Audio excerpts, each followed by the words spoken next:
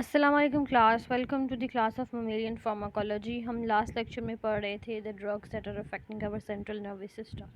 हमने देखा था सेंट्रल नर्वस सिस्टम के बारे में, हमने ऑटोनॉमिक नर्वस सिस्टम के बारे में भी लेक्चर जो है वो ले लिया है।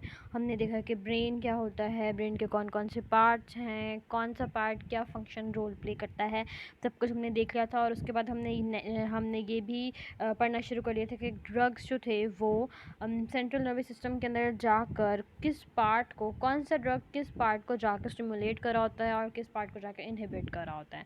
इसके अलावा हमने न्यूरोट्रांसमीटर्स भी पढ़ लिए थे और डिफरेंट तरह के न्यूरोट्रांसमीटर्स हमने देख लिए थे। कुछ जो थे उनका एक्साइटेटरी रोल था और कुछ जो थे जिनका इनहिबिटरी रोल था।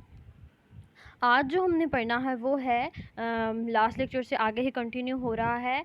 हमने पढ़ना है मेडुलरी स्टिमुलेंट्स। अब हम नेक्स्ट पढ़ रहे हैं कि ये वो ड्रग्स होंगे जो अफेक्ट करेंगे हमारे मेडुला ऑब्लोंगेटा को। मेडुला ऑब्लोंगेटा क्या है?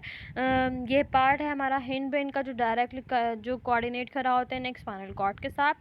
तो इसमें भी जैसे हमने पीछे पढ़ा था कि कुछ ऐसे ड्रग्स होंगे जो इनहिबिट कर रहे होंगे और मेडुला ऑब्लोंगेटा की जो हमारे पास वर्किंग है इसको स्लो डाउन कर रहे होंगे, और कुछ जो होंगे वो इसको इन्हांस कर रहे होंगे। तो डायरेक्ट मेडुलरी स्टिमुलेंट्स कौन कौन से हैं जो डायरेक्टली जो है वो उसको इनहिबिट या एक्साइट कर रहे होंगे? उनमें आता है पिक्रोटॉक्सिन, नाइक्थामाइड, कार्डाइजोल, बिमिग्राइड एंड डॉक्साप्राम। जबकि रिफ्लेक्स मेडुलरी स्टिमुलेंट्स वो होंगे जो इनडायरेक्टली जो है वो स्टिमुलेट कर रहे होंगे हमारे मेडुला ऑब्लोंगेटा को, जिसके अंदर आते हैं हमारे पास कैम्फर और अमोनिया का सॉल्यूशन। मेडुलरी स्टिमुलेंट्स कौन से ऐसे ड्रग्स होंगे? ये वो ड्रग्स होंगे जो स्टिमुलेट करते हैं हमारे मेडुला ऑब्लोंगेटा को। स्पेशली ये कहाँ पर रोल प्ले करते हैं? जहाँ पे रेस्पिरेशन डिप्रेस हो रही हो, रेस्पिरेशन कंट्रोल करता है ना हमारा वो पोर्शन मेडुला ऑब्लोंगेटा, तो वहाँ पर जो है वो रेस्पिरेशन अगर बहुत कम हो रही हो इंसान की, तो उसको कंट्रोल करने के लिए हम ड्रग्स देंगे जो एक्साइट करेंगे हमारे मेडुला ऑब्लोंगेटा को और उस चीज़ को हमें रिलैक्स करेंगे। इसके अलावा मेडुलरी स्टिमुलेंट्स हम देते हैं वेटनरी में जगाने के लिए एनिमल्स को जो एनेस्थीसिया दिया होता है। जिन एनिमल्स को एनेस्थीसिया दिया होता है उनको वेकअप करने के लिए हम उसको मेडुलरी स्टिमुलेंट्स देते हैं, जिससे उनका अवेकनेस उनमें आ जाती है। तो सबसे पहले अब हम देख लेते हैं कौन कौन से ड्रग्स जो हैं वो एज मेडुलरी स्टिमुलेंट्स काम कर रहे हैं। पहला जो हमने जैसे पढ़ा है वो हमारे पास पिक्रोटॉक्सिन के बारे में हमने लास्ट लेक्चर में भी पढ़ा था। It is a really powerful stimulant हमारे रेस्पिरेशन को और हमारे जो कैपिलरीज और आर्टरीज हैं इनको खोलता है, वेज़ोमोटर सेंटर्स को स्टिमुलेट करने में हेल्प करता है, जिसकी वजह से हमारा ब्लड प्रेशर जो है वो हाई हो जाता है और हमारा रेस्पिरेटरी रेट भी इंक्रीज़ हो जाता है। इसका मोड ऑफ एक्शन क्या है, किस तरह ये इन्हांस कर रहा होता है हमारे पास रेस्पिरेशन को और हमारी हार्ट बीट को? ये एक्चुअली हमारे पास गैमा माइनोबिटारिक एसिड जो हमने लास्ट सेक्शन में पढ़ा था उसको इनहिबिट कर रहा होता है। ये उसका एंटागोनिस्ट है, मतलब ये उसको जाके ब्लॉक कर रहा होता है, इनहिबिट कर रहा होता है उस स्पेसिफिक न्यूरोट्रांसमीटर की प्रोडक्शन, जिसकी वजह से जब वो रिड्यूस हो जाता है तो अवेकनेस खुद ब खुद आ जाती है। बिकॉज हमने देखा था गैमा अमाइनो ब्यूटारिक एसिड जो था वो हमारे पास उसका रोल था रिलैक्स करने में, कि सुलाने में उसका रोल था, बेहोशी में उसका रोल था। तो जब हमारे पास हम उस स्पेसिफिक रिसेप्टर को ही ब्लॉक कर देंगे जाके, तो खुद ही से रेस्पिरेशन भी इंक्रीज़ हो जाएगी और हार्ट बीट रेट सब कुछ हमारा इंक्रीज़ हो जाएगा। इसके अलावा ये क्या करता है, ये हमारे हार्ट के अंदर स्टिमुलेट कर देता है कीमोरिसेप्टर्स को, ताकि वो और ज़्यादा काम करें और हमारे हार्ट की मस्कुलर एक्टिविटी इन्हांस हो जाती है। इसके अलावा इसको हम यूज़ करते हैं ऐसे ड्रग के काउंटर में, जैसे कि उन्होंने बताया हुआ है बारबिटूरेट जो है वो एक ड्रग है जो दिया जाता है हमारे पास।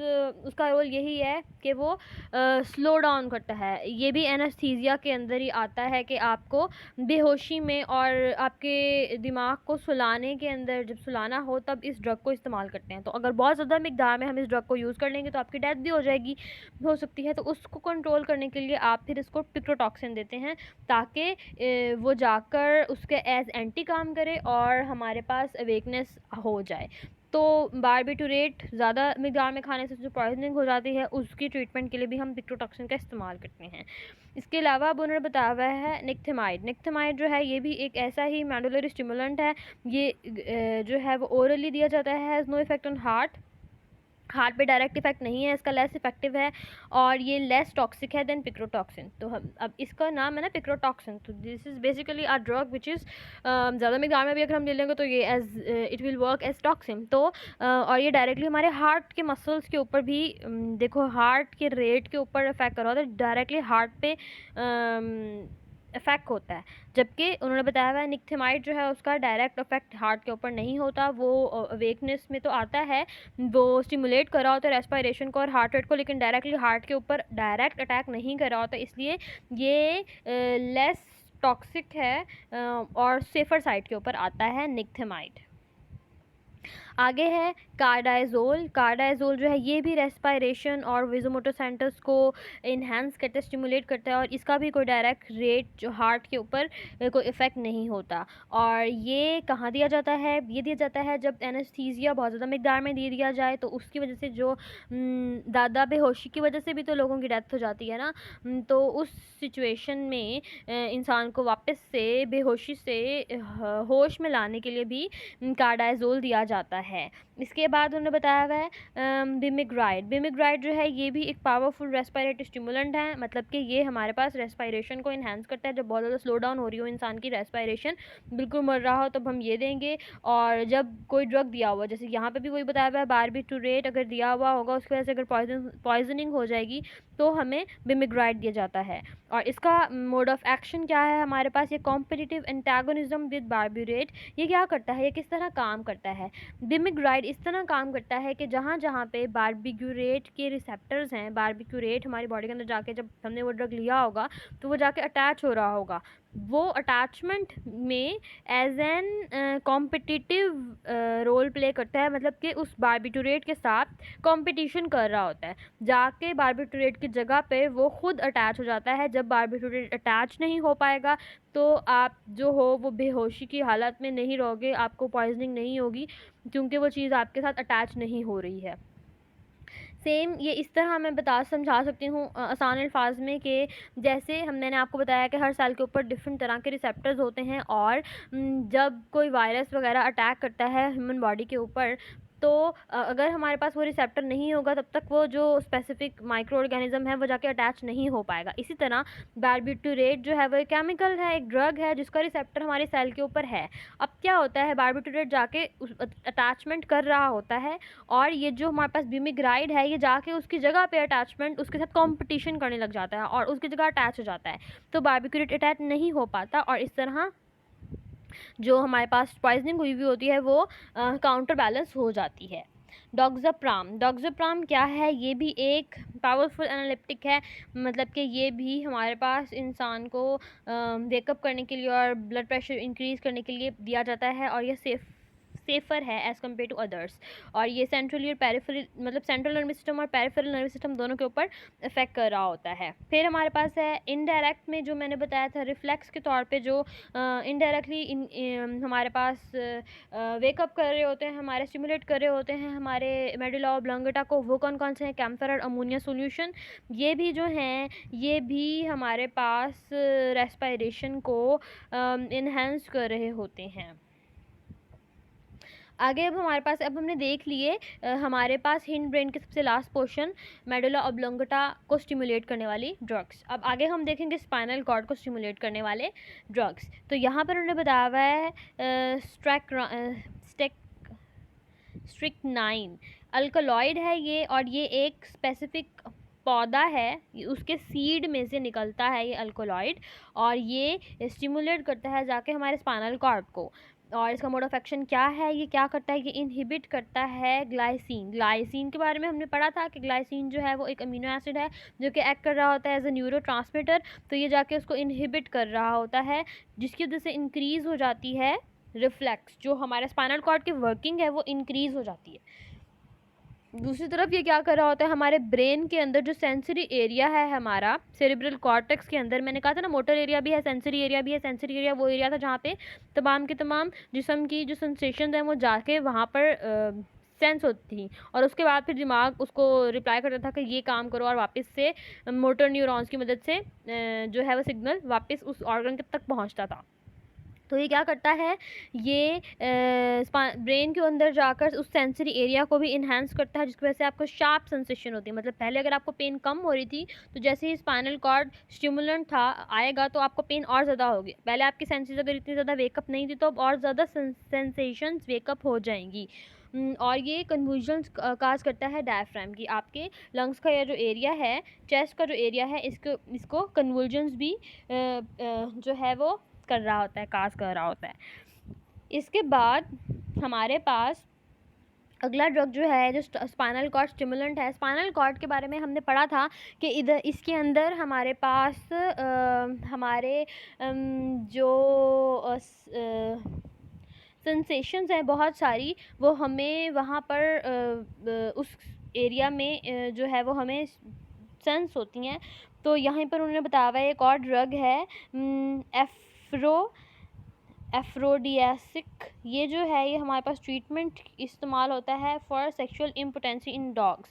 तो ये वेटनरी डॉक्टर्स इस्तेमाल करते हैं। इसके अलावा है हमारे पास रूमिनल टॉनिक। ये भी हमारे पास जो रूमिनेंट और वो होते हैं एनिमल्स होते हैं, उनके अंदर की स्पाइनल कॉर्ड को स्टिमुलेट करने के लिए इस्तेमाल होता है। अभी हमने देख लिए सारे के सारे स्टिमुलेंट्स, मतलब कि ये वो ड्रग्स थे जो स्टिमुलेट कर रहे थे, मतलब वेकअप करा रहे थे हमारे ब्रेन के या हमारे स्पाइनल कॉर्ड के डिफरेंट जगहों को।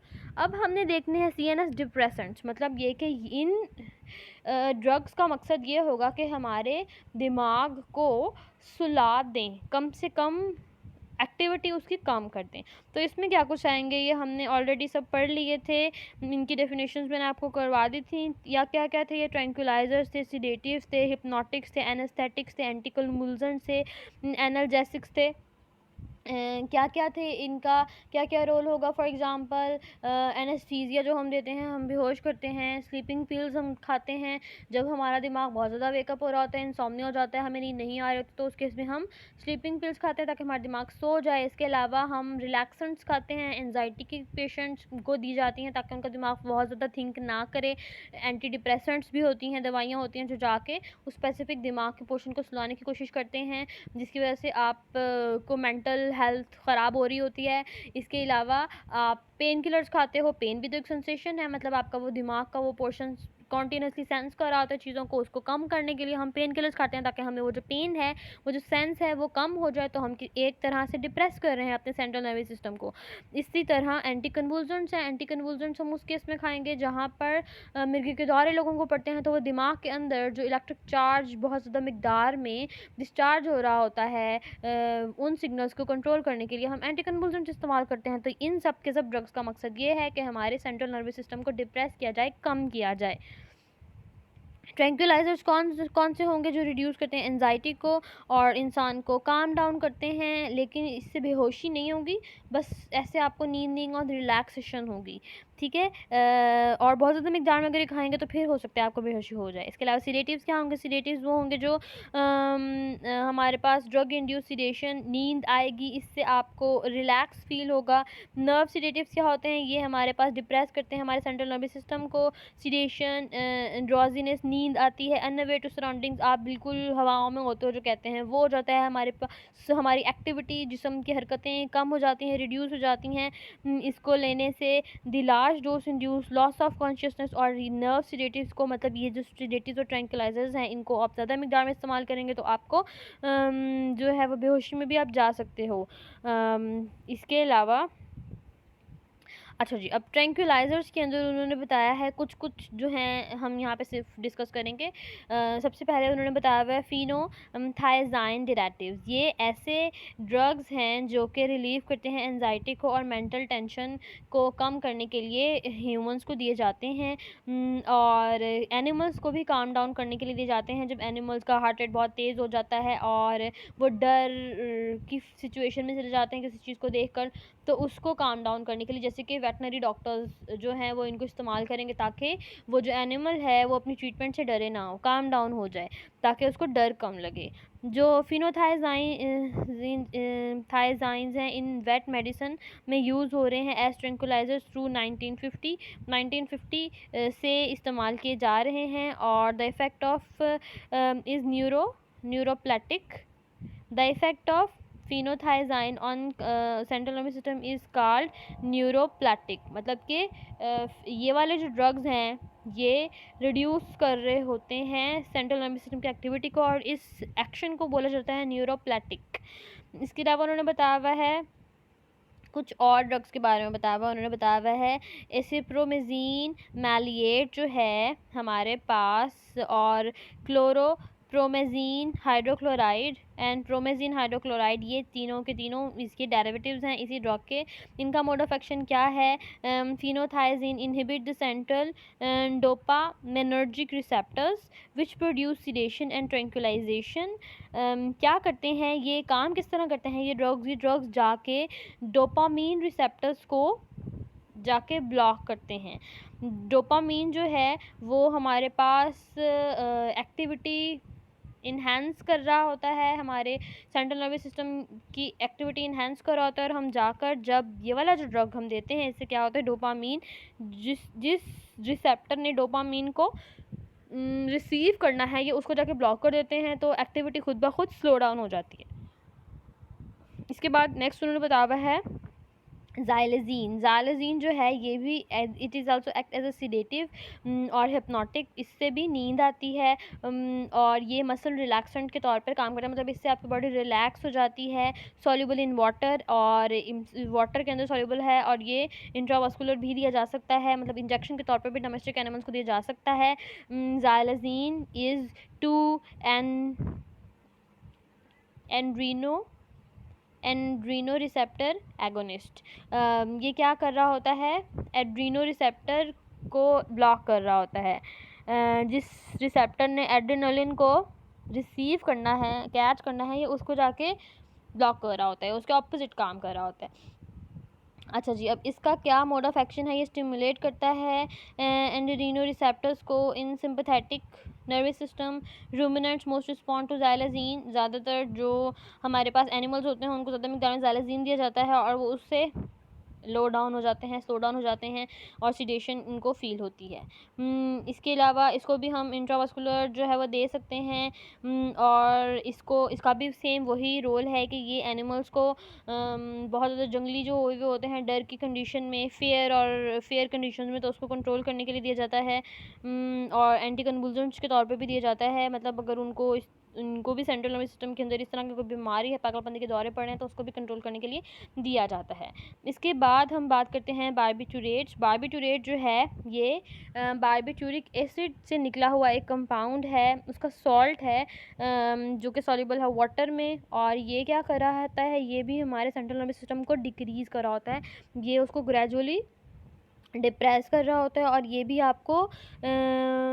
आपको हल्की हल्की नींद के तौर पर भी दिया जा सकता है, और ये एनेस्थीसिया के तौर पे भी दिया जा सकता है। मतलब डिफरेंट डोसेज हैं जिससे आपकी बॉडी रिलैक्स हो जाएगी। ये बहुत ज़्यादा मिक़दार में दोगे तो आप बेहोशी में भी चले जाओगे। तो लो डोज होगा तो आपको हल्की हल्की सी वो आपके आप रिलैक्स हो जाओगे, टेंशन फ्री, एंजाइटी कम हो जाएगी।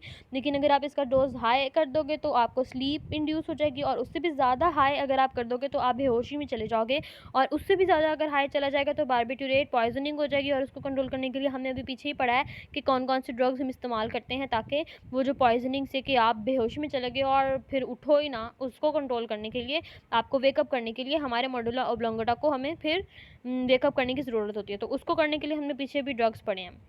तो ये क्या कर रहा होता है, it is working as a good muscular relaxant, muscles को रिलैक्स कर रहा होता है। असल में क्या करता है, ये एक्ट करता है by interfering with ATPase in neurons of cerebral cortex to prevent utilisation of ATP. असल में ये क्या करता है कि हमारे जो न्यूरॉन्स हैं वो जो एनर्जी इस्तेमाल कर रहे हैं उसी एनर्जी को ही ब्लॉक कर देता है। तो जब एनर्जी ही नहीं मिलेगी तो हमारा नर्वस सिस्टम काम ही नहीं करेगा, ऐसे ऐसे वो डिप्रेस हो जाता है और बिल्कुल एनेस्थीसिया की फॉर्म में आप बेहोश हो जाते हो। अब आगे उन्होंने बताया है there are differences between hypnotics and tranquillisers. क्या क्या डिफरेंस है यहाँ पर लिखे हुए हैं कि जो सिडेटिव हिप्नोटिक्स होते हैं उनसे आपकी कॉन्शियसनेस ख़त्म हो जाती है, मतलब आप बिल्कुल, ये वाले वो होते हैं जिनसे बेहोशी होती है और ये वाले वो होते हैं जिनसे आप रिलैक्स होते हो। जैसे डिप्रेसेंट, एंटी डिप्रेसेंट मेडिसिन खाते हो आप, या फिर टेंशन और एंजाइटी के फॉर्म में रिलैक्स होने के लिए जब आपके मसल्स खिंच रहे होते हैं, आप कुछ सोच ही जा रहे हो तो आपके सारे के सारी नर्व्स खिंच रही होती हैं, तो उसको कंट्रोल करने के लिए जो आप यूज़ करते हो वो ट्रैंक्विलाइजर्स होते हैं। और जो अगर आपको एनेस्थीसिया देने के फॉर्म में या सुलाने के फॉर्म में जो आप ड्रग्स यूज़ करते हो वो हिप्नोटिक्स या सिडेटिव्स होते हैं।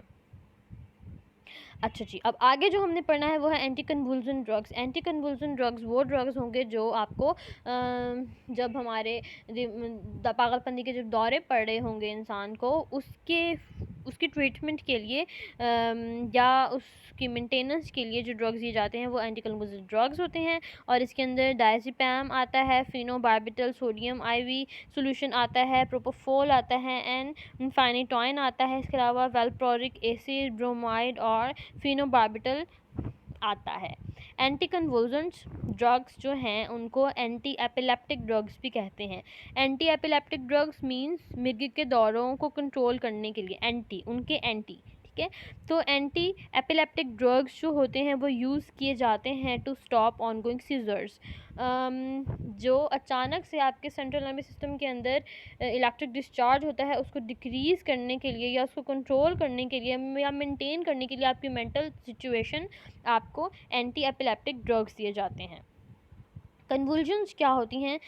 Convulsions are caused by the result by stimulation of spinal cord और motor area of cerebral cortex. अब होता क्या है कि कन्वुल्जन्स किस तरह पड़ती हैं, आपको झटके किस तरह लगने शुरू हो जाते हैं कि आपका स्पाइनल कॉर्ड और आपका जो मोटर एरिया है, हमारे फोर ब्रेन का सेरेब्रल कॉर्टेक्स का जो मोटर एरिया है उसमें खुद से ही एक्टिविटी होना शुरू करती है, वो स्टिमुलेट हो जाते हैं किसी भी काज की वजह से। मतलब कोई चीज़ स्मेल कर ली तो इस तरह हो गया, या कोई चीज़ देख ली तो इस तरह हो गया। तो फ़ौरन से कोई भी चीज़ आपको अफेक्ट कर जाती है, कोई भी चीज़ ट्रिगर के तौर पे काम करती है और आपके दिमाग के वो पोर्शंस जो हैं, जो सीजर्स प्रोड्यूस करते हैं, वो वेकअप हो जाते हैं और आपको फ़ौरन से वो दौरा पड़ना शुरू हो जाता है। तो उसको कंट्रोल करने के लिए जो आपको ड्रग्स दिए जाते हैं वो होते हैं एंटी एपिलेप्टिक ड्रग्स। एपिलेप्सी क्या होती है? Acute prolonged recurrent seizures. Epilepsy का मतलब ये हुआ कि आपको बहुत ज़्यादा बचपन से या हमेशा के लिए, पूरी ज़िंदगी के लिए बार बार ये सीजर्स होना, मतलब कि ये इलेक्ट्रिक डिस्चार्ज होना, आपको झटके लगना।